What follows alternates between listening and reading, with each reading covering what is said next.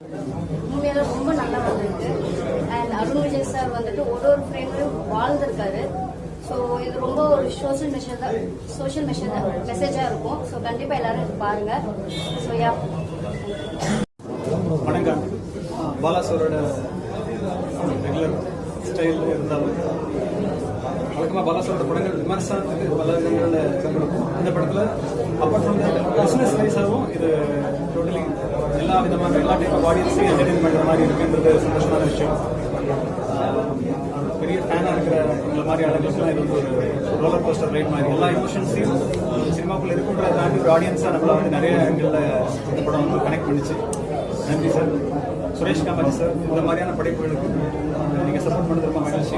ஏன்னா பெரிய இயக்குநர்கள் ஜெயிச்சவங்க ஒரு விஷயத்த சொல்லும்போது தான் சொசைட்டிக்கு அது கரெக்டாக போய் சேருது. அந்த வகையில் நீங்கள் ஒரு விஷயத்தை எஃபர்ட் எடுத்திருக்கீங்க. நன்றி. தென் இதில் நடித்த எல்லா சப்போர்ட்டிவ் ஆக்டர்ஸும் அவங்களோட லீட் ஆக்டர்ஸ் எல்லாருமே அந்த ஹீரோவோட எல்லா சப்போர்ட்டிவ் ஆக்டர்ஸுமே அஸ்விஷ் பாலா சார் ஸ்டைலில் வாழ்ந்துருக்காங்கன்னு தான் சொல்லுவோம். அருண் விஜயனா சினிமாவுக்கு வரதுக்கு முன்னாடியிலேருந்து அதை எக்ஸ்பிரேஷனோட பார்த்து தனியார் தக்க படத்தில் மகிழ் திரும்பி நன்னன் அவர் மூலமாக அறிமுகமாகி அந்த படத்தில் ஒர்க் பண்ணும்போது அவரை பார்த்து பழகி இப்போ வரைக்கும் அவர் அதே இளமை, அதே துடிப்பு, அதே எனர்ஜி, அதே நம்பிக்கையோட தொடர்ந்து பயணிக்கிறாரு. ஒன் செகண்ட் ஸோ அவருக்காகவும் ஹாப்பி.